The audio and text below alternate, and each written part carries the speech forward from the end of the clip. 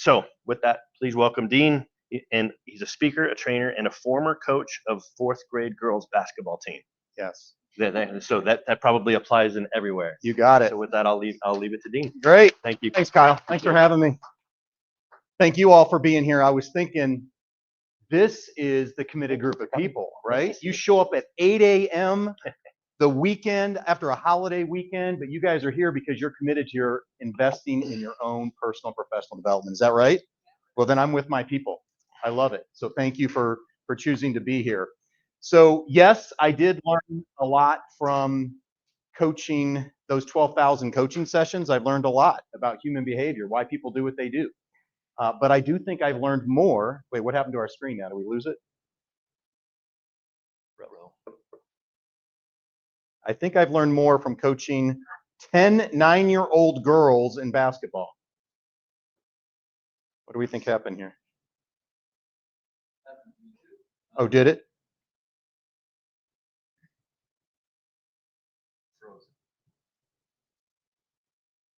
Anthony, I'm going to let you come fiddle with it and see if you can figure it out now. Okay. Kind of try to keep it moving here. So I'm coaching 10 9-year-old girls in basketball. And I remember I had the first practice in one girl. And when they come in, I have them run a lap. Just run 3 laps, actually. Run 3 laps. Girl came in at 2-2 to basketball practice, right? And what's she doing when she's running her lap? She's spinning and she's spinning as she goes around the gym, right? Then it's the first game of the season. I'm down there. I'm giving my motivational talk, ready to get this thing going, right? And this girl pulls out a banana. Second game of the season, the ref's looking at me. He's like, send in your team, send in your players. I look at my team. I have 10 players on the team, right? There's 3 on the bench because 7 of them are where? They're in the bathroom. They're all in the bathroom together. I'm like, this is not in the coach's playbook. So, yeah. All right, what do you think? I think this is not in the coach's playbook either? No, it's definitely not. Hey, Charlie, is Shannon around? Is Shannon around? It was amazing experience. Would you have the ability? Because you know I've learned about. Pay us a visit. We're having some. That's a good sign. Yeah, she said it's supposed to be. Appreciate it. Yeah, what I've learned about people is people are just big kids. So when you talk about how much you can learn from kids. How many of you are parents, right? Then you go to work and you work with a bunch of adults and you're like, yeah, they're just big kids and they have some of the same issues. How they show up and how they deal with it.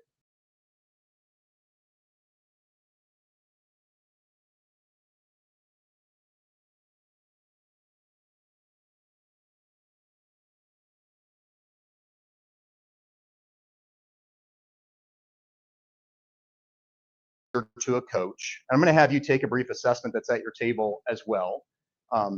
And I'm going to share a model. This is the model that I've created from having done those. This is 12,000 and counting coaching sessions over 20 something years. But I've learned a lot. And I'm going to share the model that I created, which includes the 3 most important skills that are needed. And I'm going to share that skill, but I'm going to give you here's the one thing you need to know about that skill. Right? And I'm going to help you to be able to walk away with that. And then the second thing I'm going to share is the 6 steps that I follow to have an effective coaching conversation. Now, within the context, we're talking about performance management. So those of you managing people, we're talking about people performance and managing people is the essence of what we're talking about. And when I say coach, I'm using that interchangeably with being an effective leader, being an effective manager of people. So that's the essence of what we're going to cover today. All right, look at that. Perfect. Who's this guy? Anybody know who that is? I know it's old school, but I love this guy, and I think he's better than Bill Belichick and better than Coach K. This is John Wooden. He coached the UCLA Bruins basketball team, men's basketball team, to 10 national championships in 12 years. And that's what's amazing, right? It's like sustained success. It's one thing to win a championship, but how do you do it year after year after year? And what was great about Coach Wooden is he didn't focus on the scoreboard. He focused on the development. And not only did he focus on the development of players, he focused on the individual. What's this individual need that's ultimately going to serve and make the best team? That was part of his approach. He also learned something that I learned when I was coaching 4th grade girls basketball, is that you can play well and lose, and you can play poorly and win. And that's why the focus is not only on the scoreboard. In a moment, I'm going to give you a chance to answer this question. And when I say coach, once again, this doesn't have to be an athletic coach. This could be somebody in your life. This could be a boss, a parent, a mentor, a friend in your life that's had an influence on you. And what was it about them? And for me, I think back, I played varsity tennis in high school, and I had Coach Joyce was my tennis coach, and he was just this, he was this tall, wore glasses, had this big beard, and I'll never forget.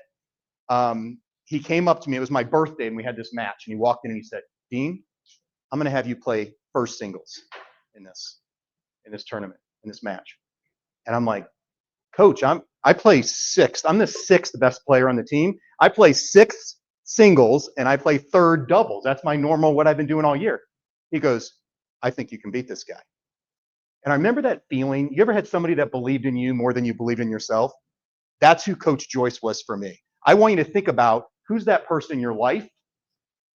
What was it about them? What was the characteristic about them that had that impact on you? Actually, just do it with a partner, the person next to you right now. And you might have to do one group of three over here.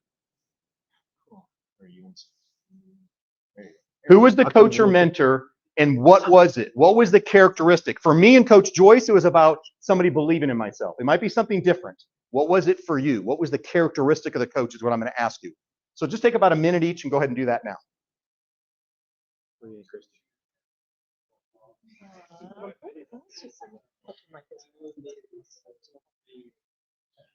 have several. Okay. Yeah. Yeah. I think of all the mentors or the folks that I've worked with, bosses or even not. And it was more about like taking knowing and understand probably more than understanding my strengths. It's understanding my weaknesses. So did it again, Anthony? Navigate those or build on, right? Or improve. Not sure.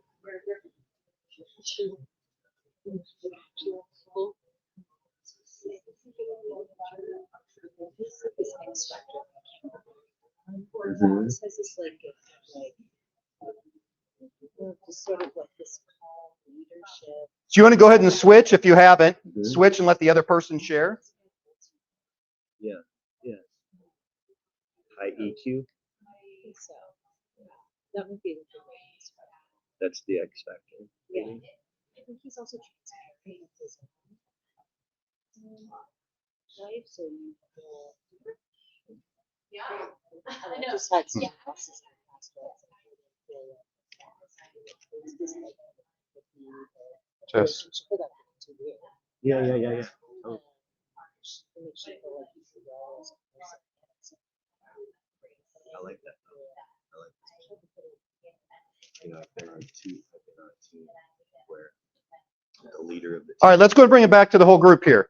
Yeah. So I'd love you, a couple people, just share what was the characteristic is what I'm looking for. What was it about them? Coach Joyce believed in me more than I believed in myself. That's an example of an amazing coach. Somebody else. Yes. Say bluntness. What do you mean by bluntness? Being straight up and real. Being straight up and real, not playing games. They're actually saying, even if it's uncomfortable. Ah, there's some insight right there, right? So somebody who actually speaks bluntly. Do we actually like people who speak directly and tell us like it is? Or do we like leaders and managers that wait 6 months and say, "Oh, remember 6 months ago or at the performance review? Yeah, you weren't hitting the mark." How does that feel? Versus, "Hey, Darius, you're not hitting the mark. Can we have a conversation about how to make you better?" Right? So that's a great one. I love that. Bluntness. What else? What other characteristics? What did you guys share about your coach, your mentor? Yeah, encouraging and supportive. That's definitely a great characteristic of a coach. Somebody else? Grace, what? Deep listener. They listen at a deep level. You ever been talking to someone, you're like, they're not really listening to me. They're not really hearing me is different than listening. So a deep listener. One more? Anybody else? Yeah. Yeah. Yeah. So just an inspiration. Just an inspiration. So maybe a little bit of walk the talk, or they do things that are like they show courage. That's what I'm kind of hearing there. Courage. I feel your emotion. Yeah, that's awesome. Okay, so let's kind of define this coaching. Now, what we want to do is talk about how you can be that coach for somebody else in your life? How about that? Not just in sports, not just in business, but how about in life? Anybody want that? You guys in for that? All right, so let's talk about that. So let's first define what coaching is. This is the most simple, straightforward definition. When I talk about and use the word coaching, it's an ongoing development conversation that helps individuals grow and organizations achieve goals. Pretty straightforward, right? Why is coaching important? I was just digging out some of the latest research from Gallup. They do a workplace study every year. This is something that came out in 2025. Okay. There's a pause in the reaction time. So this right here, 52% are not engaged, 17% are actively disengaged. That's 69%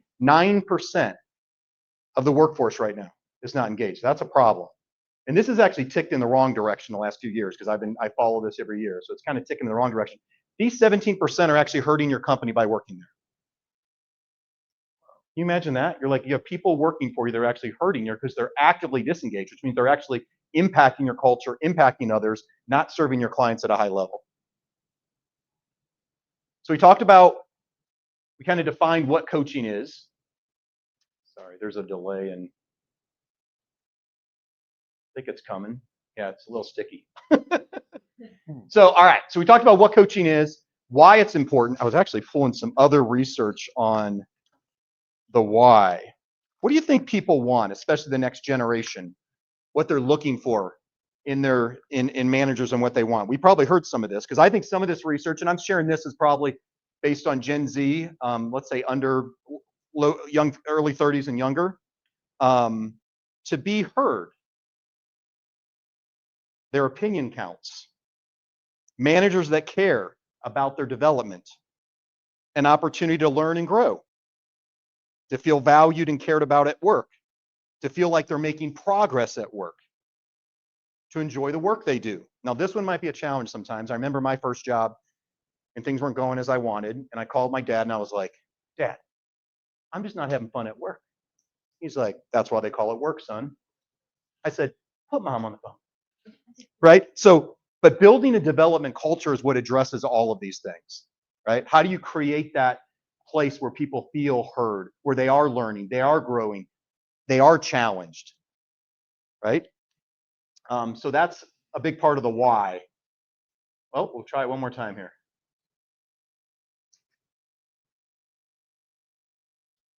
And then what about when to coach? What about when do you coach? A lot of organizations have the once a year performance review, then they have a 6-month check-in, performance check-in, right?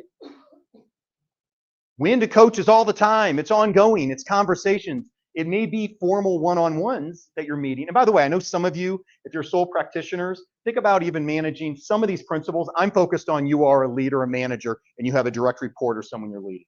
That being said, could it be applied to a vendor, a partner, somebody that you're working with? Yes. Probably parenting? Yes. So listen within the context. But those of you that are managers, I want you to think about how you currently manage different team members. What are you doing and what am I sharing that could complement or supplement what you're currently doing? That's the context I want you to think about. So when to coach is all the time. Whom to coach? Who do you coach? You coach everybody. That's what a development culture is, right? It's a coach everybody. I often get brought in because we have a high potential. This is somebody we want to be an executive. We need to do some leadership development, and we want you to coach them to be prepared for that next level in the organization. I get brought on the other end. The person is they're having some challenges. They're like, this person is either going to be coached out or something's got to change significantly to address it, right? That's fine in those two, but I would say, why is everybody not have a coaching relationship? Why aren't we working on investing and listening and developing and growing everybody so they can contribute to our organizational goals? That's all part of it. Okay. Any questions on anything I've shared so far? Helpful? We haven't gotten to the good stuff yet, guys. We are just getting warmed up. Yeah, Kristen.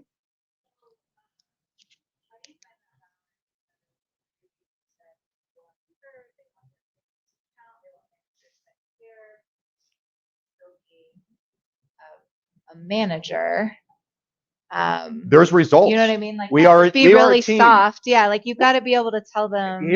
I hear you, right? Well, how do you do that? How do you use soft? Because you still have blunt. Yeah. Anytime I work with teams, the first question I ask is I say, what's the purpose of this team? Teams have a purpose. In sports, it's to win the game, or it's to win, right? In business, it's really to win as well. So the conversation is about what's the purpose of this team. Once we're clear on our target of where we're going, now it's about how do we get there.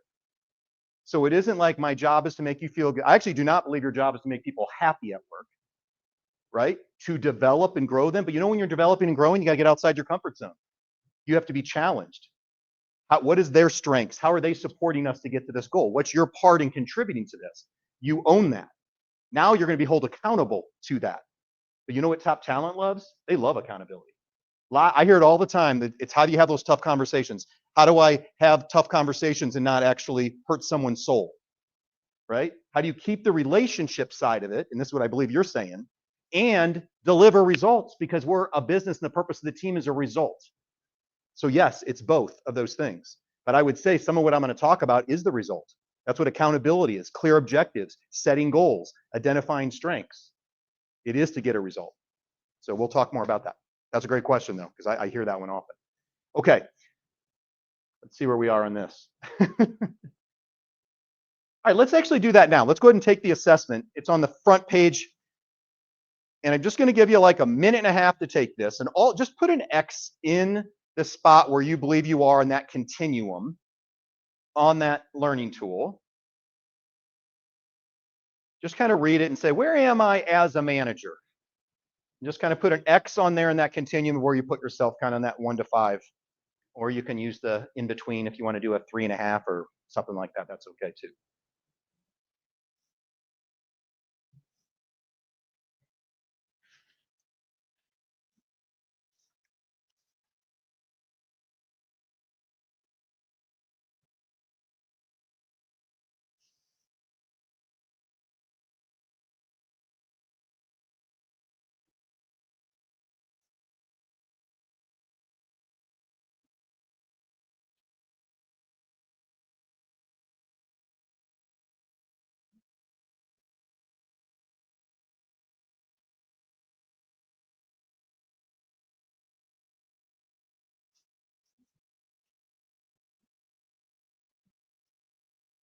It's like another 30 seconds.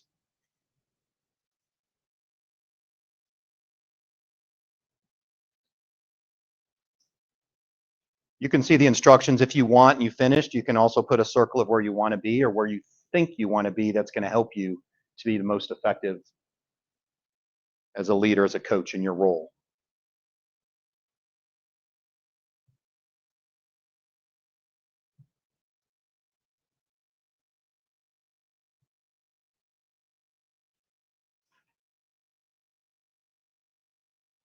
All right, which side of that continuum do you think is the coach side? Yes. So write coach in that blank there up at the top.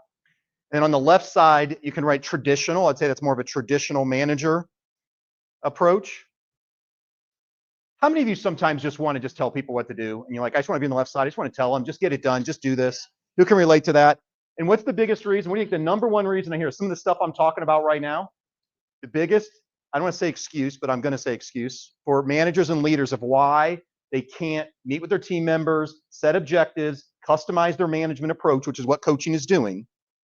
Why can't they do that? I just don't have enough time. By far is the biggest excuse that I hear. The reason I call it as an excuse, how many of you who have led and managed people have had a conversation with someone that's been a challenge, and you've had the same conversation 7, 8, 9 times over many weeks, possibly months? Who can relate to that? Of having the same thing, it's almost like you're going in a circle. How much time does that take?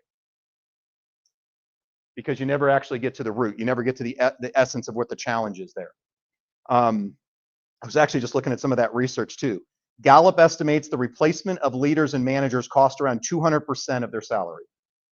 An astonishing 42% of employees, listen to this one, who voluntarily left their organization in the past year report that their manager or organization could have done something to prevent them from leaving their job. Well, research shows all the time, you ask the leader and the manager why they left for more money. When you ask employees why they leave, the number one reason is their relationship with their direct manager. Gallup, that's been Gallup research for a long time. People like to say it's the comp. No, it's you. Right? There's the bluntness, right? We got to hear that sometimes. That's a part of it. The strongest yet most underrated driver of leading people is frequent and meaningful feedback. The interesting thing is, it's what the people want. It's the bluntness. It is calling it out. You're not hitting the mark. Let's have a conversation. Now, what can happen in that situation is what's getting in the way. Coaches get to the essence of what's getting in the way. And that's how you have a coaching conversation we'll talk about in a bit. How do you get to that? If it's, I don't want to do the job, and it's an attitude, that's the people that don't want to be there. And you have an exit strategy. Then let's get you out of here. But literally, someone has to ultimately say that. Once they're clear on their outcome, they're clear what's getting in the way, and you're strategizing, a lot of things get in the way of performance, right? I'm fear. I don't know how to do it. I'm not clear. I'm uncomfortable. Great. If they say, I don't want to do it, oh, you don't want to do this job? Not in a nasty way. If you don't want to do this job or work here, then let's work on getting you out because it's not working. But once they opt in, then you can move into that conversation about accountability and ownership, right? And I hear that a lot, Kristen, what you said earlier about thinking like an owner, right? How do we help instill that as a big part as well? All right. So I get asked a lot. One of the questions I get asked the most is 12,000 coaching sessions. Like, what is the biggest lesson you have learned from those sessions? And I'm going to share that with you right now. It's two things. One of them, see if we go, how we do here. Oh, here we go. Here we go. I don't know if it's going to sound. Okay. What this says at the top is that people are the same. People are the same. And they're the same, and that there's part of us that we are rock stars. There's part of us that we're confident, that when we're in the zone, we're at the best version of ourselves. We're thinking clearly. We're making great decisions. We take action. We overcome obstacles. Best version of ourselves. Also, we're the same in that people have times where they're insecure and they're questioning themselves and they're not feeling the best version of themselves. And they're in their head and they're going in circles. They're not performing well. And there's a lot of uncertainty. As coaches, we have that awareness and we're always like, how do I get someone in this state? How do I get people in the most resourceful place? How do I tap into this? And when you get to know someone, you find out what helps them to do that. It's different with different people. Because the second biggest lesson I've learned is people are different.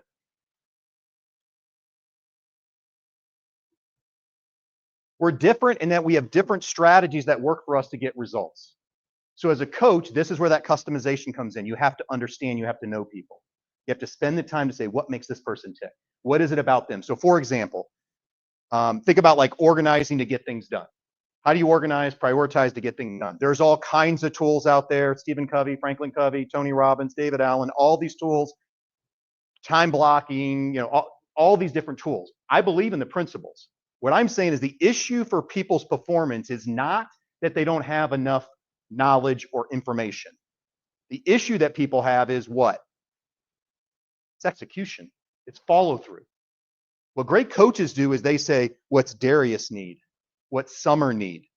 The principles are still some principles in what works, but you don't force and say it has to be done exactly. It's like, what do they need to overcome what's getting in their way to get results? Because people are different. And coaches adapt. They don't have their style. My management style, I'm a hands-off. I let people do their thing. I'm a hands-on. I'm there for them. I have an open door policy all the time. No, it's not that. It's I adapt. A coaching approach is adapting and customizing your approach to each individual. By the way, everything I'm talking about, what about clients? Somebody mentioned personality styles. Different people are different. You go to a client, you ever dealt with a client and you're like, oh, sales, I'm taught to be like charismatic and sit down and ask them how their weekend was. What do you do when you walk into the office and sit down with a client and they're like, it was fine. What do you got for me? Oh, but tell me about your kids and how are your kids doing? I see you had a phone there. What do you got for me? You don't have rapport. You're not connection. You're not influencing people. To influence people, you have to know what already influences. You got to spend the time to understand and know people because people are different on what it takes to get the results with them. All right, you guys kind of answered this next question, but I want you to think about, what's a challenge that you have, and what I'm going to do is shift gears, and I'm going to talk about my coaching model. So I'm going to share the model that I use, the model that I have, and which is going to include the 3 key skills, and it's going to include the 6 steps to have the effective, when I say coaching conversation, it's a performance management conversation. So it's managing performance of your team members, okay? So I think you guys have already talked about your challenge. So the first one is the center of the model is the coaching mindset.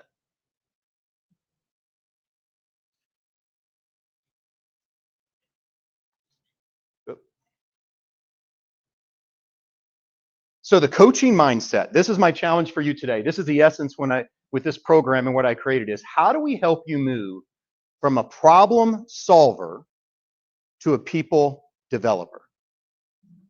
Because guess what? Most of you have been rewarded for being problem solvers and you're good at it and it feels good because you can get things done. Bring me a problem, bring me a fire, done, done, done. I can help people by putting out these fires, right? The key is how do you create an organization of problem solvers? That's what leaders do.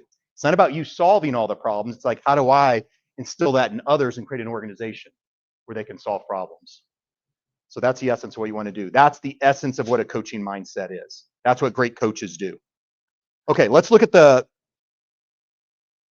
here's another thing I pulled.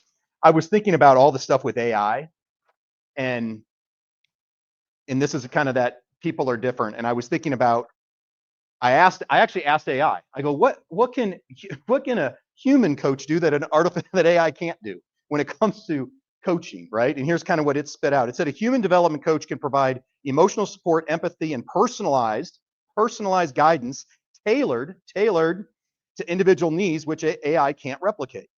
They can provide a human touch that involves building trust, fostering genuine relationships, and offering emotional encouragement in the process of personal growth and development. Human coaches have the ability to adapt their coaching approach based on the nuances of human behavior and emotions. You ever been having a conversation with someone and you can feel like, oh, something just shifted there? Because you're reading someone. And then you're like, I got to change. I got to shift. This isn't going down the right road. Same thing. You could apply this to sales. You can apply this to a lot of other things. So that's it. All right, let's talk about the skills. The first skill, this was already shared, deep listening. The biggest principle that I want to reinforce with you around deep listening is listen. There it is. Listen beyond what's being said. Listen beyond what's being said. You ever had a conversation with someone and you're saying one thing and you're like, there's more to this? Who can relate to that? Right? Because we all have that intuition. We can pick up onto that. You want to listen beyond, right? This goes back to how do you get to the root cause? We had the conversation about the same conversation over and over and over, because what's happening is we're dealing with the issue that someone's sharing. We're focused on, I'm having this issue with this person, with this situation. Can you help me with this? And you're helping with this issue. As a coach, I'm always listening for what's the development opportunity. I'm listening to the bit. They're saying this is my objective. I'm listening to what's the bigger objective. Because my objective as their leader, their manager, their coach is to develop them. I want them to be able to not only deal with this issue, I want them to be able to deal with issues similar to that in the future. Because then I'm increasing their capacity. I'm helping them be a problem solver. So you got to get to the root of it. I call this the dandelion concept. You can mow it over, have the same conversation, and what happens? That thing just keeps growing back. Or you can dig and get to the root, and you can pull that thing out by the root because you're getting to the actual development issue, the growth opportunity for them. It's great. All right, deep listening. The next.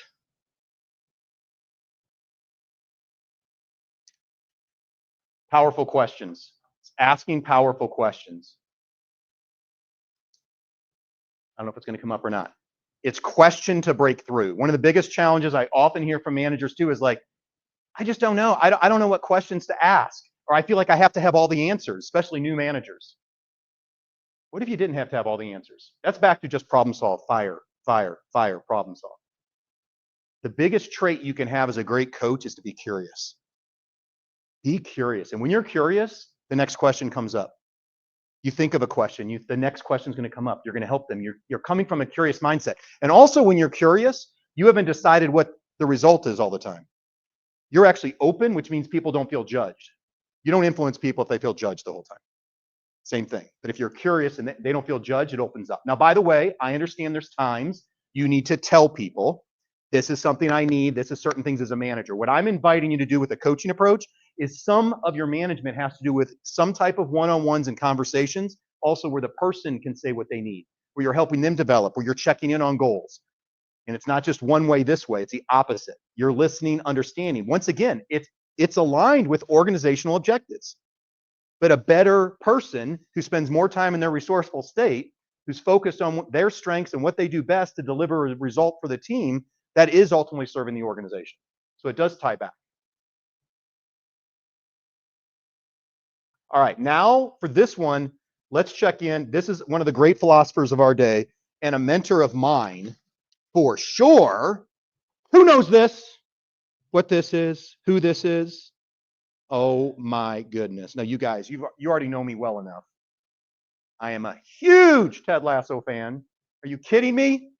This guy is amazing, right? All these principles I'm talking about today are so aligned with Ted Lasso. You know, Ted Lasso's a big John Wooden fan.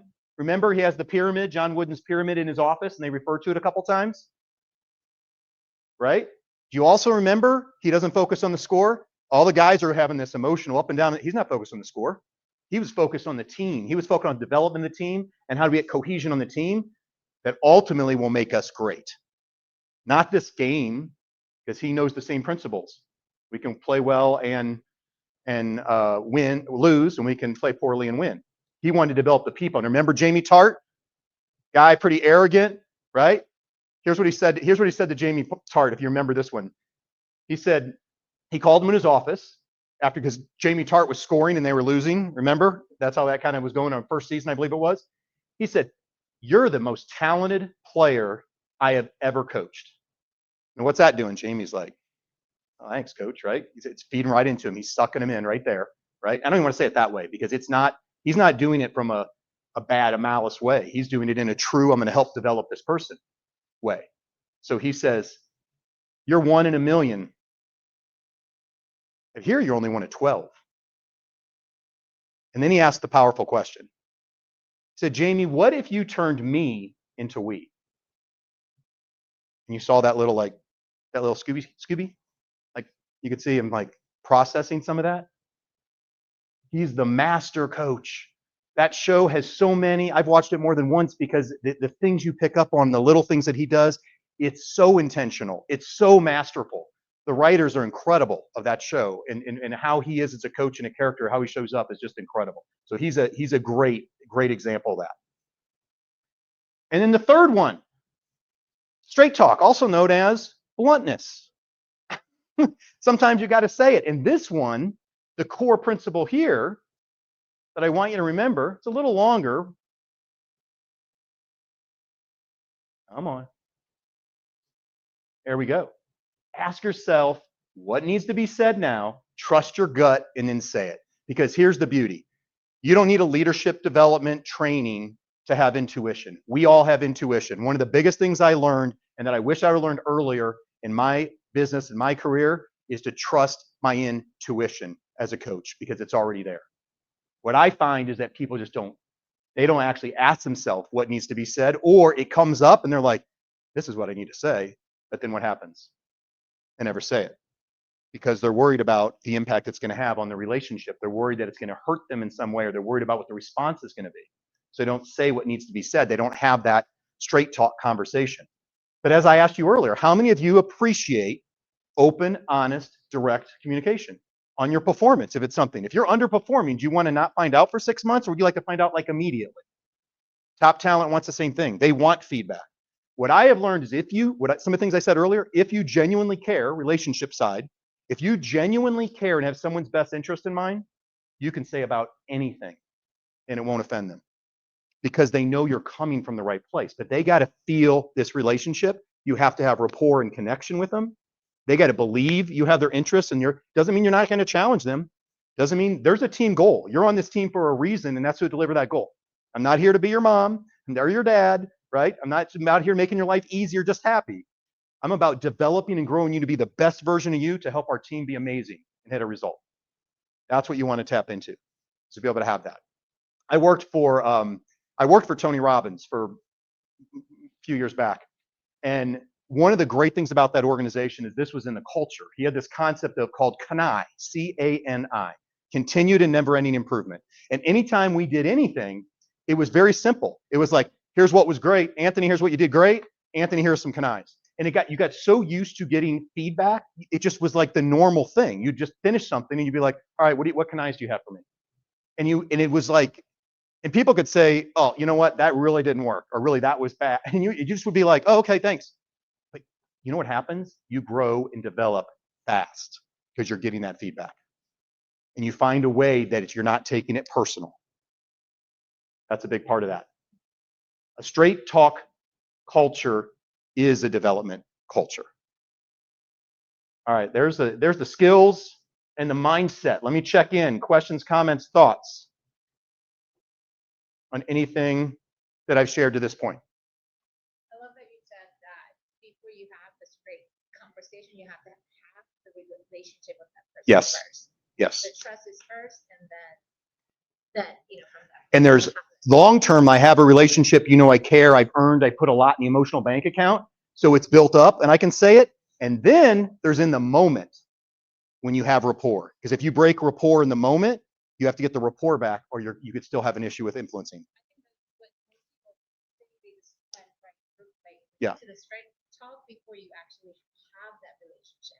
Because then, I don't know you. Right. And maybe that's the distinction. We were talking about bluntness, and I was kind of joking because it aligns, but maybe that's their distinction between bluntness and straight talk. You got to make sure that it's not in your face. Is it direct? Is it open? Is it honest? Based on a strong relationship that you care, have their best interest in mind, based on you're helping them develop and grow to be the best version of themselves, to deliver a result for the team, to hit the organization's objectives? Yes.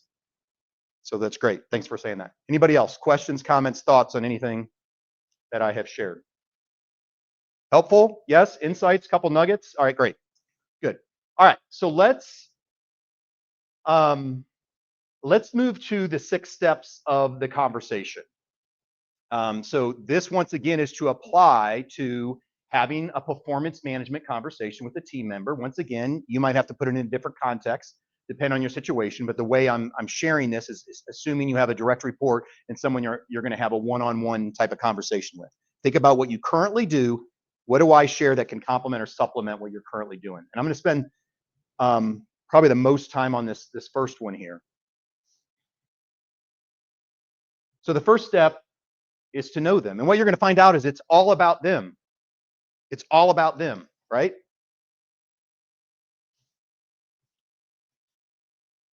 Comprehend their worldview. What you start to learn is that they're wearing glasses. We all have our bias. We all have our different perceptions. What you want to do is, first of all, everything I'm talking about, you got to start with you, by the way. I got a whole nother program I can do on that. You got to look at yourself first. But you want to help people understand, oh, they're wearing blue glasses. And then they start seeing everything blue. And as a great coach, at some point in their development, you can actually show them and they can actually realize they're wearing blue glasses. At the beginning, it's just so you can influence them and know about them, that they're wearing blue glasses. So here's some of the things that you want to be able to do. You got to know what values they have, what drives them. You have to know a vision. Where do they want to be in 3 years? Where are they going? What's important to them? What's their vision of what they want? What are their goals? Once again, their goals that are aligned with the organization's goals. So you want to have alignment around that. If I have behavior style, anything of any assessments, I'm a fan of. You can learn so much. I use the DISC assessment. I've used Myers-Briggs, predictive index. There's so many tools. All of those that help you to better understand yourself and understand others are tools for you to know them. So what I do with my coaching clients, I kind of have it like just a few notes. I kind of know. I know their style. I have them take some assessments, so that helps me. But anything I start to learn, and I kind of have like a Cliff Note version of that person. So if I'm Darius, okay, before I go in a meeting with Darius, I'm like, just real quick, okay, all right, here's what he values, here's his vision, here's what's important, here's what I learned from him in the past, and I'm going to be able to better influence and impact him. Once again, we're talking about influence, which is sales. All of you, I think, are in sales when I heard the intros in some capacity. You got to sell yourself. So success strategies are things that worked for them in the past that they can apply. This is back to the best version of them. I'm helping them tap into what is it that helps them to do that. Limiting patterns are the things that get in the way. patterns of behavior, patterns of thinking, patterns of doing, but those are the things that get in their way. These are often, this is kind of coach speak a little bit, saying patterns, but we all have them. Great coaches, you're tuned in, because that's why you're having the same conversation with the same person, because they have the same issues, because you're not getting to the root. But once you start identifying, saying, let's shine a light on the same pattern shows up. Every time you get feedback, you get so crazy defensive that you're not going to grow. That's just one example, but we could probably list about 50 examples of patterns. Okay, so that is to know some. And some people think we don't have time. Once again, so let me ask. I'm going to ask you to ask someone in the room. I'd love you to answer. Someone kind of volunteer in the room to ask this question. I just want you to answer these two questions. I just want to share with me where you grew up, and then what's an experience you had growing up? What's an experience you had as a kid that positively shaped who you are today? Who would be willing to answer this question right now? Yeah, Darius. I think it's positive, but I grew up in Oklahoma City. Oklahoma City? Yes, my mom passed away in when I was 7, first grade. Sorry to hear that. And no, it's okay. The way it happened was that instead of looking at it from a negative lens, I took it as a positive spin because I made it to where my mom wanted me to be a good person. So every decision I made, even from first grade up until now, was been for her, and it made it to where I'm even right here today. Yeah, right on, man.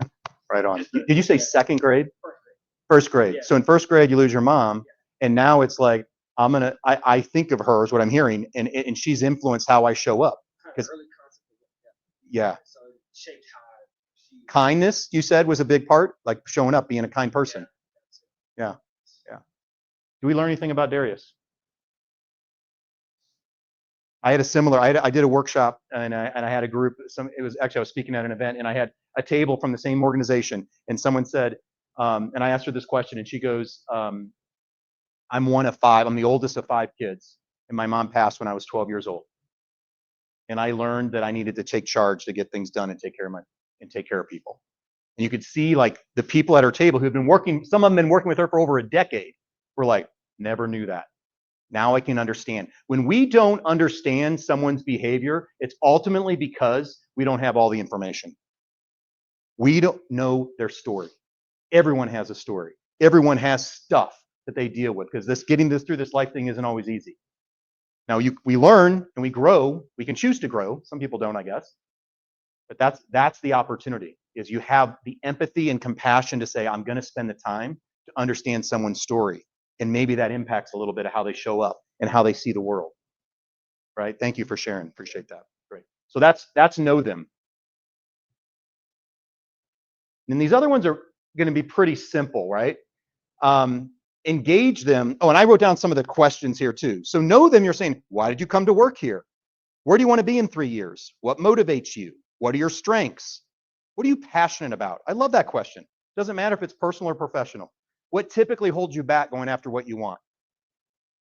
If you have some powerful questions and you have an initial conversation with someone, you can learn and build that little cliff note that I talked about pretty quickly. Then throw in an assessment on top of it, you can have a lot of this. The second one is celebrate and accountability. See, there's that accountability piece. What's this look like? This is going to be hard if these aren't popping up. So the first is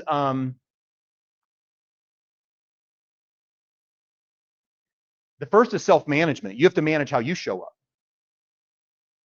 You can't bring your stuff because it can mess up the conversation. So it's how am I showing up, the impact. Build rapport, I hit on this earlier.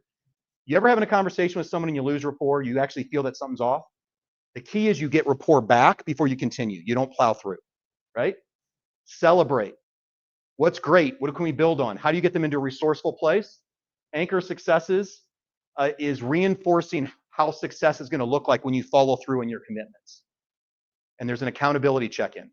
So some of the questions in a coaching conversation, what's been great? What do we have to celebrate since our last session? And then how did you check in on your actions? They know. Anybody who works with me knows we're going to have an accountability check-in on their commitments. It's not a hard conversation to have because it's what we're going to do. That's the essence of the second one. The third step is you have to focus them. Coaching conversations are with intention and purpose. So they always have a purpose of what you're focused on to accomplish. And you give them a chance, you have a clarity of outcomes, so you're moving towards a specific objective. Once again, as a manager, there may be times you just need to tell them. There's other times you need to say, what do you need today? You got to get clarity on what they want, and your job is to keep them focused and make sure it's driving the organizational goals. Like some of these questions, you're like, what do you need today? What's an outcome for our conversation? How can I help you? What's the real challenge here for you? How can I be a best support to move you towards your goals or your objectives today? What's getting in the way of performance? Once again, if it's attitude, it's an easy. They don't want to be there. But if it's something like fear, uncertainty, training, you get to that and you kind of help them around that kind of thing. That's the focus then. The fourth step is to inspire them. You can fill these in the back of your.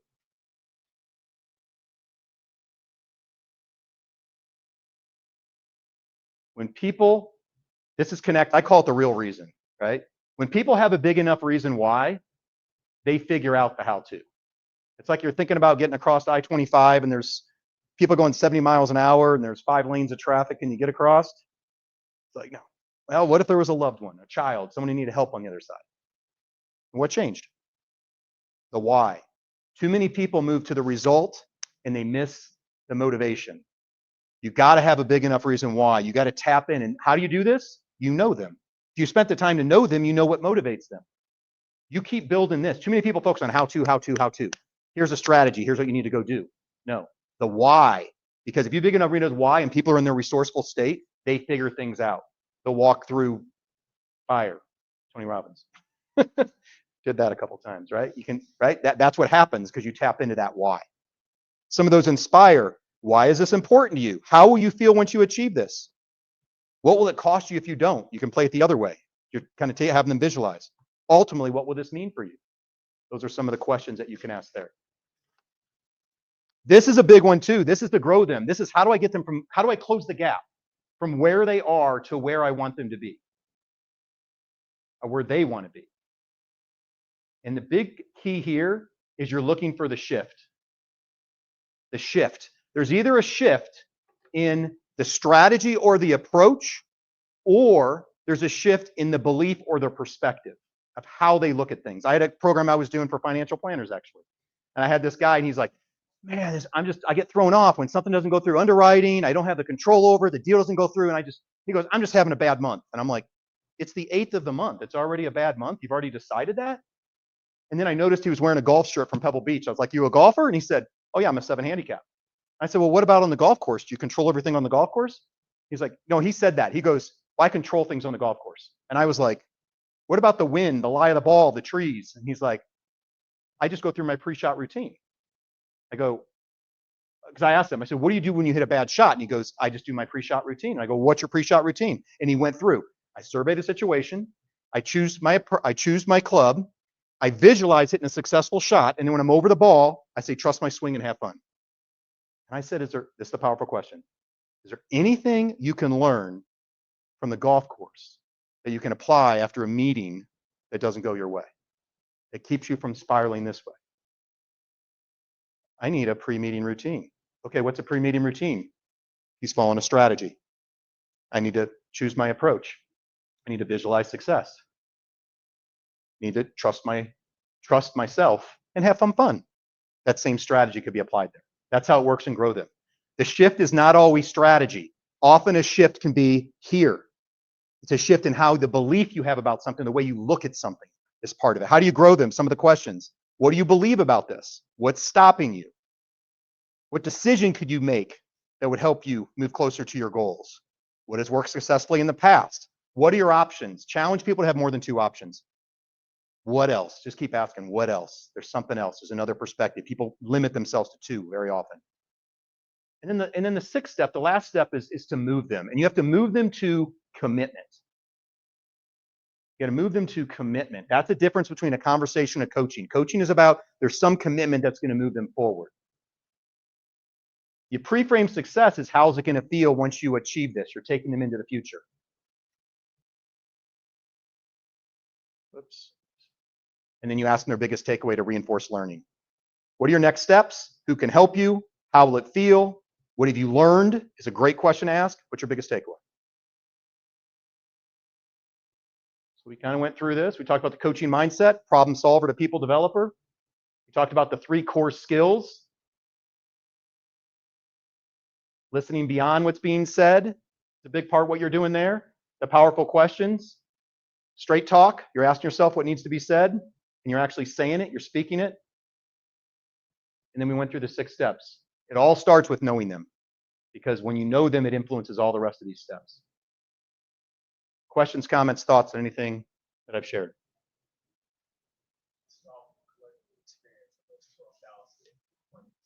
Yes. Yeah.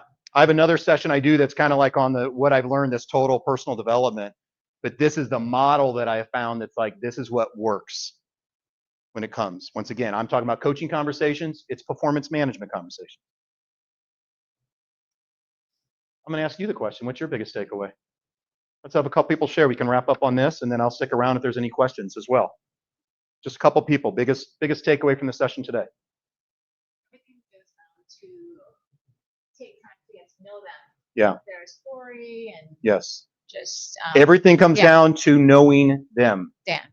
Because when you know what motivates, you know what makes them tick, you know what glasses they're wearing, you can have big impact because you're getting to the root and you're getting results.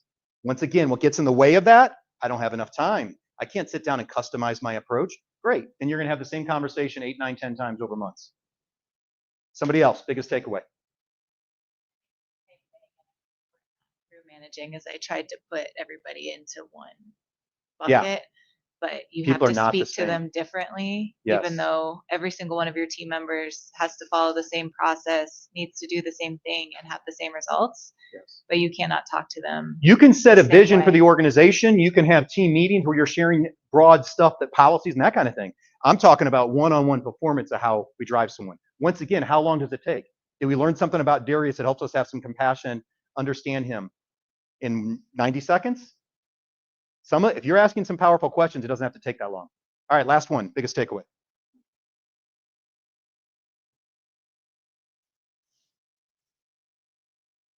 So my youngest daughter, I tell my kids they need feedback. I was like, feedback's how you grow, ladies. I have 2 daughters. And my youngest, who was the basketball one, we were eating spaghetti at dinner, and I was like, I call it daddy wisdom. She's like, puts down her fork of spaghetti and says, Dad, I don't need any more feedback. She started, but we did go from bananas and tutus to Denver City champions that year, I will have you know.